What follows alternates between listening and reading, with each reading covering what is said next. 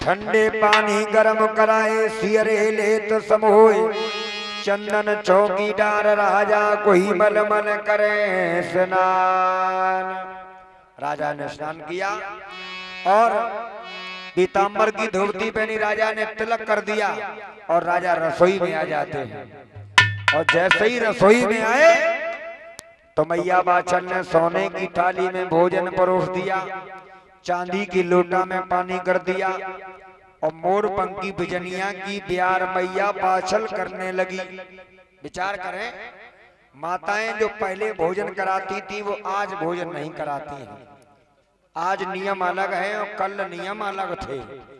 पहले के नियम ये थे कि पति भोजन कर रहा है तो माता मोर पंखी बिजनिया की प्यार करती थी और देखती थी दरिया में रोटी है सब्जी है कि नहीं। अब सिस्टम अलग है।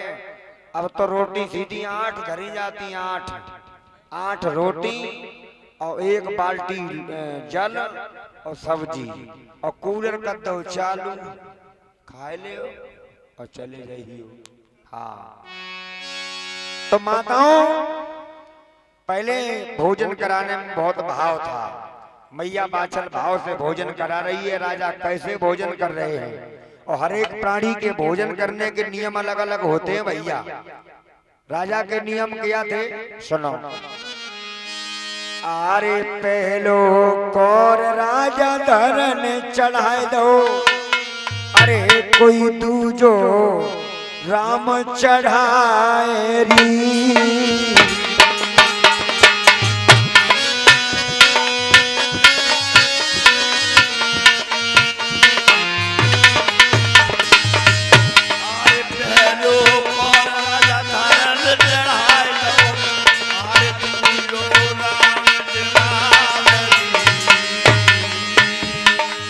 पहला कौर धरती माता को चढ़ा दिया, दूसरा राम जी को और तीसरा आरे तीजो कौर राजा कहू को जमाए दो, आरे चौथो कुरते जमाएरी। आरे तीजो कौर राजा कहू को जमाए दो, चौथो कुरते जमाएरी।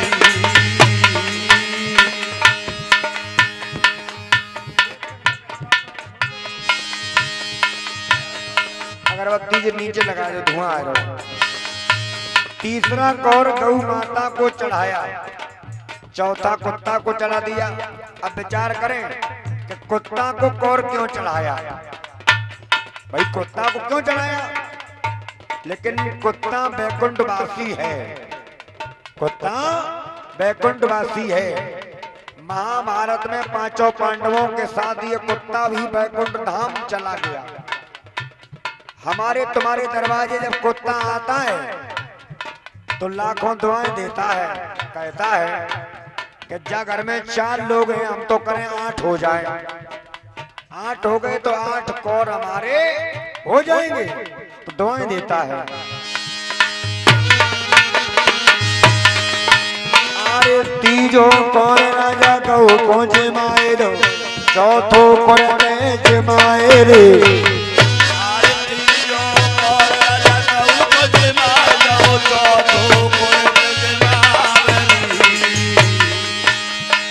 और जैसे ही 5वां कौर तोड़ा राजा ने आह गजब हो गया। मुंह की तरफ कौर बढ़ा रहे हैं लेकिन कौर अंदर नहीं जा रहा है। अरे 5 कौर राजा मुख में दीनो, तब बेटा की सुध आए गई री।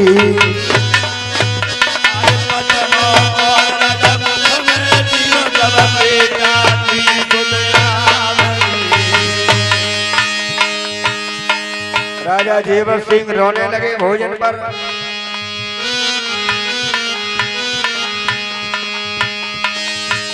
अरे नैनन आंसू भरे राजा के, थाली में गए समोए रे।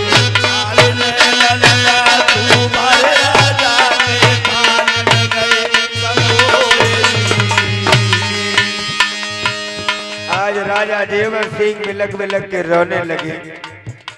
रानी बाचल बोली स्वामी आप क्यों रोए, क्या बात है। हमें तो ऐसा लग रहा है, अरे के तो मनवा मेरे भोजन बिगड़े, अरे केवन खाली शिकार ली।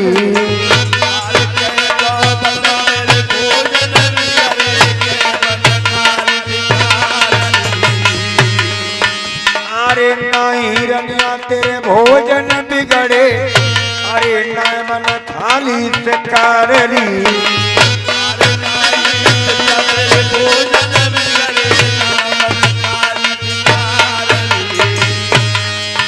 अरे इतने भारी रंग महल में कोई सुनो पड़े दिखाए री।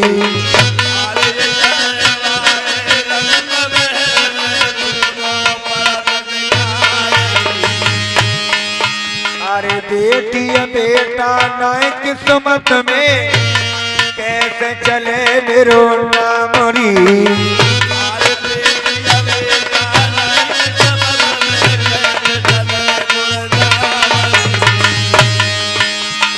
और रनिया कैसे चले मेरो,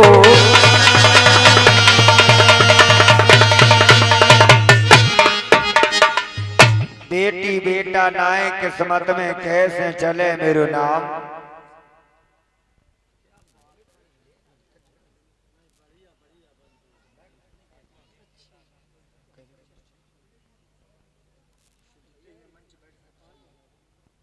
आज जेवर सिंह कहने लगे, हे रानी मेरे अगर बेटा होता तो मेरे साथ बैठ के भोजन करता तो कितना आनंद होता।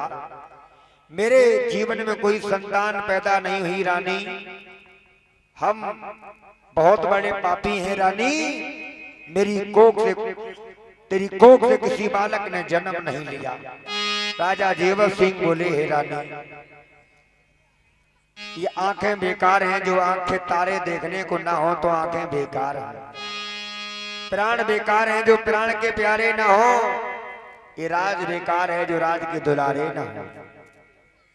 राजा ने कहा कि बिन बेटा के ये आंगन और अच्छा नहीं लगता। बिन बेटा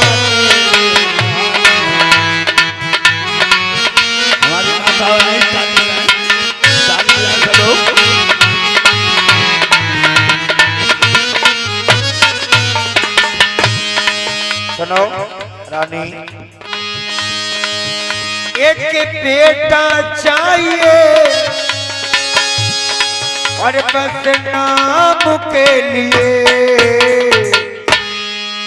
बिन बेटा बिन नाना बिन बेटा के ये आंगन अच्छा नहीं लगता।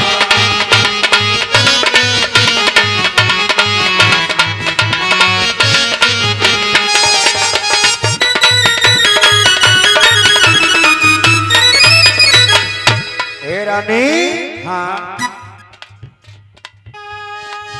एक पुत्र चाहिए बस नाम के लिए। बिन सोना बिन बेटा के ये आंगन अच्छा नहीं लगता। बिन बेटा के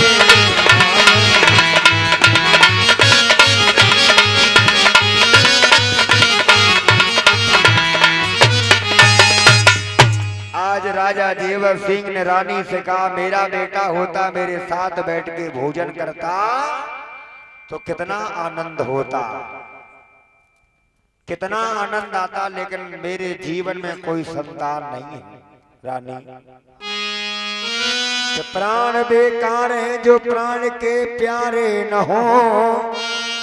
ये आंख बेकार है जो आंख के तारे न हो। ये राज बेकार है जो राज के दुलारे न हो। छूट जाए ये नयन छूट जाए ये काया, मेरे कोई संतान नहीं है। तो रानी बाछल ने कहा, स्वामी मेरी कोख में पत्थरा पड़ गए जो मैंने एक बच्चे को जन्म नहीं दे पाया। तो रानी बाछल बोली, स्वामी मेरी कोख से कोई संतान नहीं भई है, लेकिन आप ये